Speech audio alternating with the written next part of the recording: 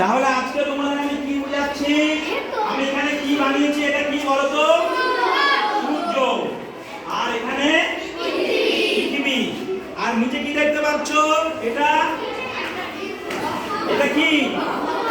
একটা রাস্তা বানিয়েছি, দেখেছো? এই রাস্তা দিয়ে কে কে ঘোরে? পৃথিবী। কার চারপাশে? আচ্ছা দেখো এই রাস্তাটা কেমন? ডিমের মতো, মানে উপবৃত্তাকার, তাই তো? আচ্ছা এবার পৃথিবী কি সোজা হয়ে ঘোরে? কিভাবে ঘোরে? কত ডিগ্রি কোণে হেলে ঘোরে? আচ্ছা পৃথিবী তাহলে 66 ডিগ্রি কোণে হেলে ঘোরে। আচ্ছা পৃথিবীর অক্ষ কাকে বলে মনে আছে? কি বলেছিলাম? যে কাল্পনিক রেখার চারদিকে পৃথিবী আবর্তন করে তাকে বলা হয় কি? পৃথিবীর অক্ষ। ঠিক আছে? আচ্ছা তাহলে পৃথিবী কত ডিগ্রি করে হেলে ঘুরছে? 66 ডিগ্রি। ঠিক আছে। আচ্ছা ঘোরো। দেখো পৃথিবী কার চারপাশে ঘুরছে? সূর্যের চারপাশে ঘুরছে, তাই না? আচ্ছা বলো এই যে একবার যে ঘুরে আসলো সময় কত লাগলো?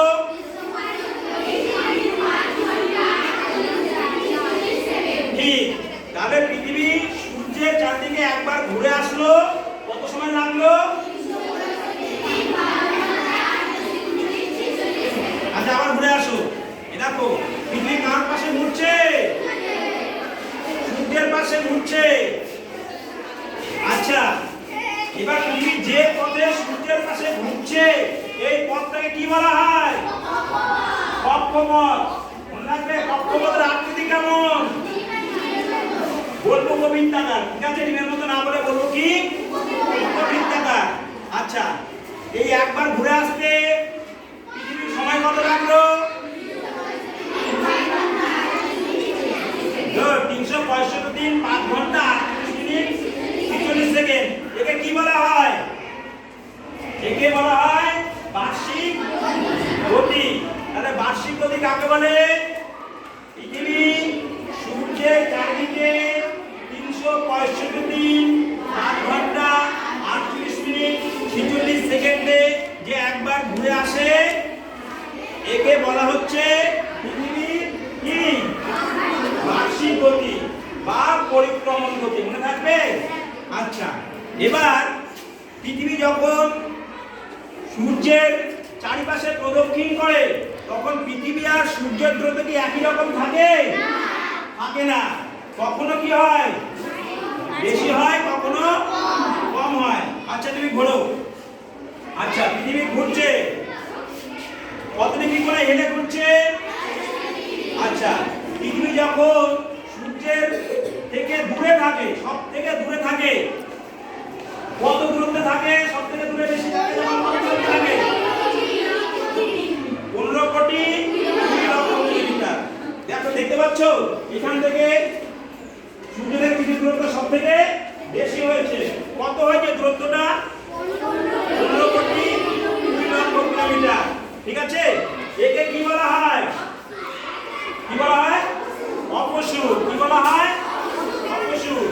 আচ্ছা এবার এটা কোন তারিখে হয়? জুলাই মাসের 4 তারিখ। আচ্ছা আবার পৃথিবী ঘুরতে ঘুরতে যখন সূর্যের সব থেকে কি কাছে আসে, দেখতে পাচ্ছ এখানে দূরত্বটা সব থেকে কাছে কমে গেছে, তাই না? এই দূরত্বটা কত হয়? 14 কোটি 70 লক্ষ কিমি। একে কি বলা হয়? অনশূল অবস্থা।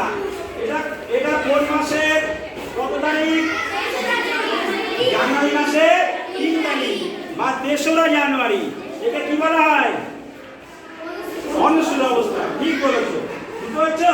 তাহলে পৃথিবী সূর্যের চারদিকে ঘোরার সময় পৃথিবী আর সূর্যের দূরত্ব কখনোই একই রকম থাকে না।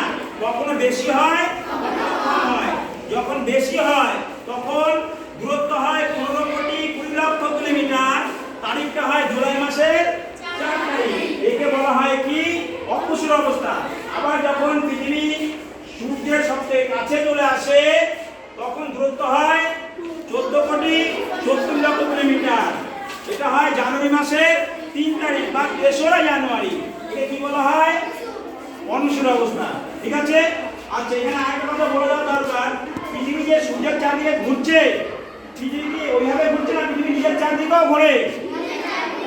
তাহলে পৃথিবী নিজের চারদিকেও ঘোরে, পৃথিবী কি নিজের চারদিকেও ঘোরে। এইভাবে পৃথিবী নিজের চারদিকে ঘুরে আসতে কত সময় লাগে? 24 ঘন্টা। একে কি বলা হয়? আহ্নিক গতি। ঠিক, কি বলা হয়? আহ্নিক গতি বা আবর্তন গতি। ধরো এই আহ্নিক গতির ফলে দেখো যে দিকটা সূর্যের সামনে আসছে সেই দিকটা কি হবে? দিন। আর তার বিপরীতটা কি হবে?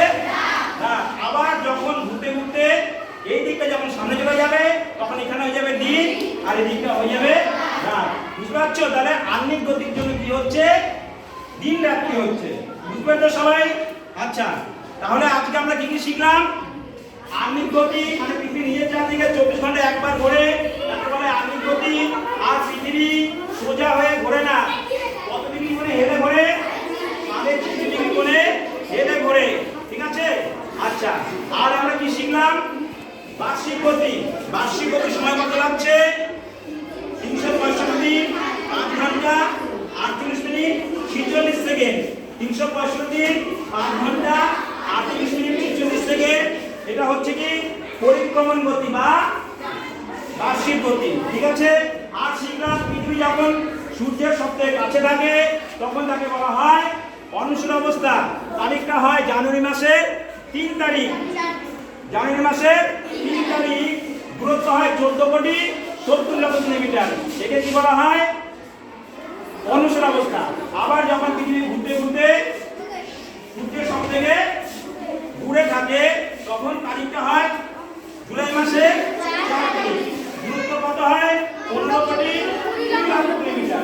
একে কি বলা হয়? অপসূর অবস্থা। সবাই বুঝতে পেরেছো? ঠিক আছে, এবার তোমরা নিজেরাই বলবে। বলো, এবার ঘোরো, চলে আসো।